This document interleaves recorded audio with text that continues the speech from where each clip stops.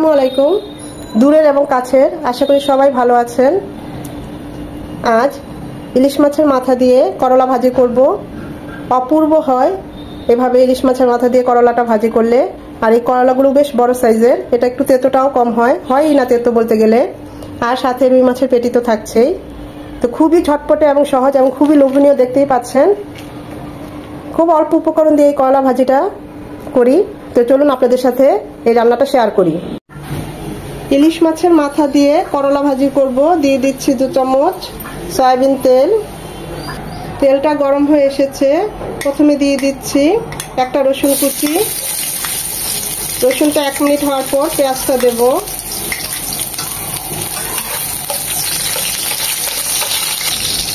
দিয়ে দেব পেঁয়াজ কুচি, একটা পেঁয়াজ, ছোট পেঁয়াজ।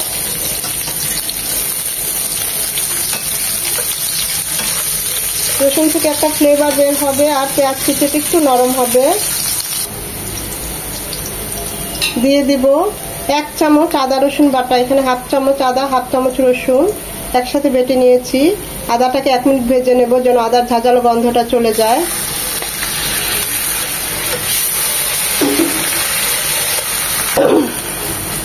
এক চামচ ভাজা জিরে গুঁড়ো, 1/2 চামচ মরিচ গুঁড়ো আর সামান্য হলুদ গুঁড়ো। হলুদ গুঁড়োটা স্কিপ করতে পারেন যেহেতু করলা ভাজি। আমি ইলিশ মাছের মাথা দিয়ে করব দেখে সামান্য একটু হলুদ গুঁড়ো দিলাম। একটু পানি দিয়ে গুলিয়ে দেব। মশলাগুলো খুব ভালোভাবে কষিয়ে নেব। মশলাগুলো কষানোর এই পর্যায়ে কষানো হয়ে গিয়েছে।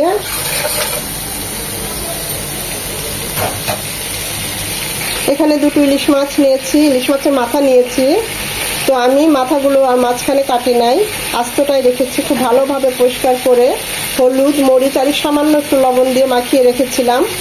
তো সেগুলো দিয়ে দিচ্ছি এই কষানো মশলায়। মাথাগুলো এই মশলার সাথে একটু কষিয়ে নেব।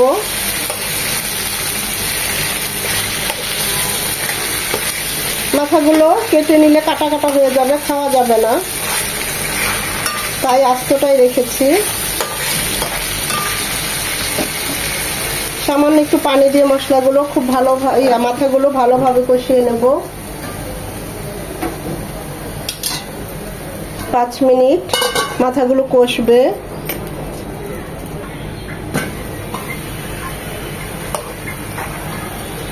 উল্টিয়ে পাল্টিয়ে মাথাগুলো যেন হয় খুব ভালোভাবে, এরকম 2-1 বার করে দিতে হবে।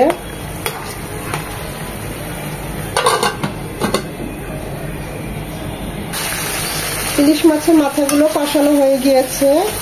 এখন আমরা প্লেটে উঠিয়ে নেব।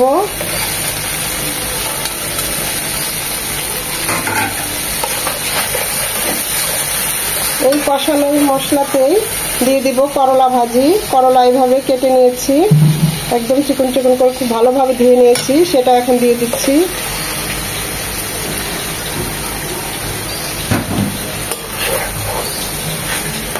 ইলিশের ফ্লেভারটাই করলা ভাজিতে থাকবে, খুবই ভালো হয় এভাবে করলে।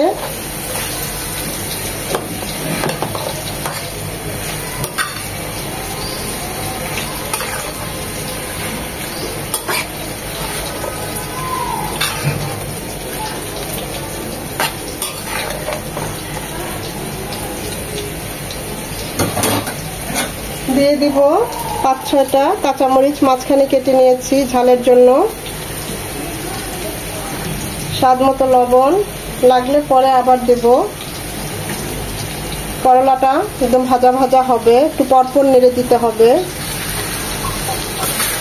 এখন আর আমি এটা ঢাকবো না, না ঢেকেই করলাটা ভাজি করব, যাতে করলার কালারটা সবুজ যে কালার, এটা নষ্ট হয়ে না যায়। আমি করলা ঢেকে রান্না করি না, এমনিতেই একটু পরপর নেড়ে নেড়েই সিদ্ধ হয়ে যাবে।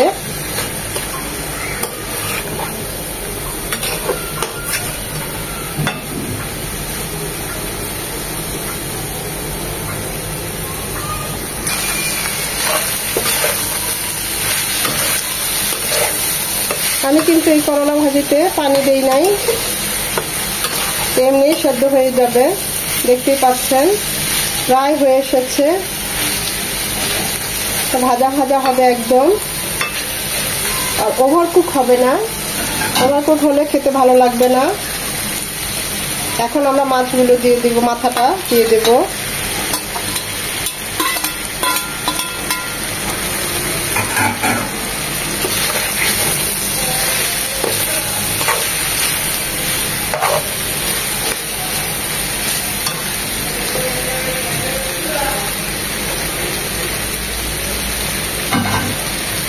এটা আরো 3-4 মিনিট হবে।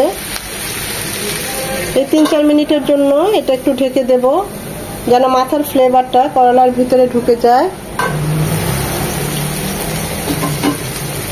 আমাদের ইলিশ মাছের মাথা দিয়ে করলা ভাজিটা একদম রেডি। ভাজা ভাজা হয়ে গিয়েছে, করলাগুলো সেদ্ধ হয়ে গিয়েছে।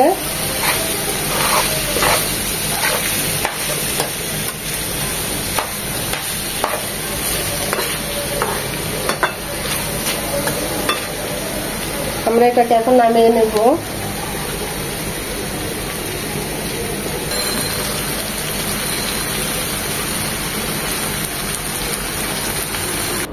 তৈরি হয়ে গেল আমার ইলিশ মাছের মাথা দিয়ে করলা ভাজি।